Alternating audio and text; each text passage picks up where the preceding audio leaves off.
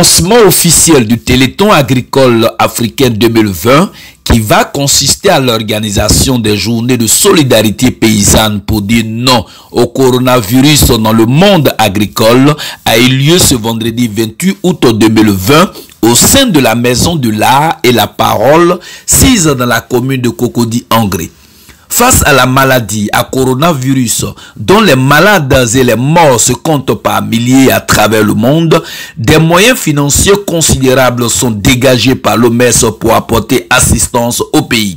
En Côte d'Ivoire, selon le conférencier, M. André Kando, coordinateur général du Téléthon agricole africain, ceux qui produisent la richesse de ce pays, la première force de production de la Côte d'Ivoire, qui sont les agriculteurs, ne sont pas pris en compte par les autorités ivoiriennes dans la lutte contre cette pandémie, alors que, selon lui, la COVID-19 n'est pas un phénomène uniquement urbain.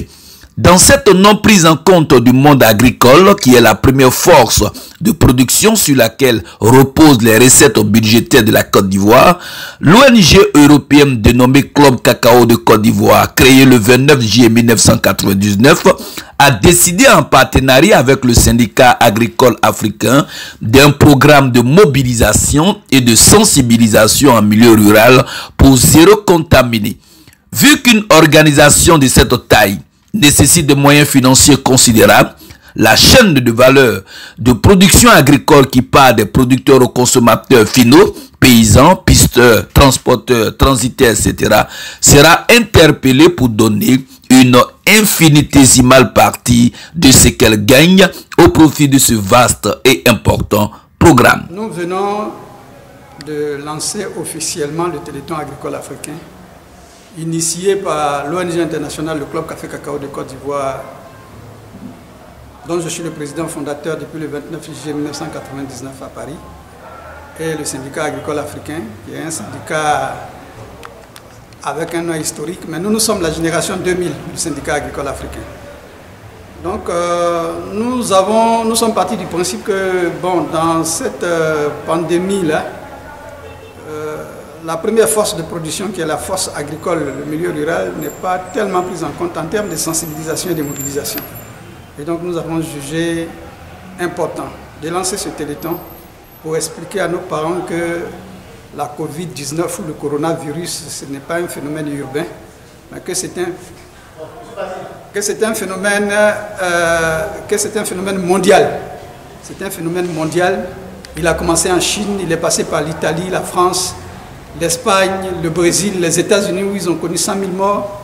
Alors, ce serait vraiment criminel de ne pas sensibiliser, de ne pas dire à nos parents qu'il y a un véritable risque, un véritable danger à l'horizon. Ceci étant, nous regardons la chaîne de valeur à laquelle appartiennent les producteurs agricoles. Dans cette chaîne de valeur, vous avez les acheteurs de produits, vous avez les exportateurs, vous avez la communauté portuaire, vous avez les négociants, vous avez tous ces gens-là qui se font beaucoup d'argent à partir du travail des producteurs qui sont pauvres et qui sont de plus en plus pauvres. C'est pour ça que nous lançons un appel. Nous lançons un appel à travers ce téléthon, nous lançons un véritable appel à une forme de marathon de la solidarité paysanne. C'est comme ça que nous avons décidé de baptiser ce téléthon-là. C'est le marathon de la solidarité paysanne.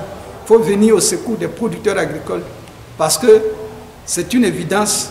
La Côte d'Ivoire, l'économie de ce pays repose encore et toujours sur l'agriculture. Donc nous n'avons pas intérêt à négliger les producteurs agricoles.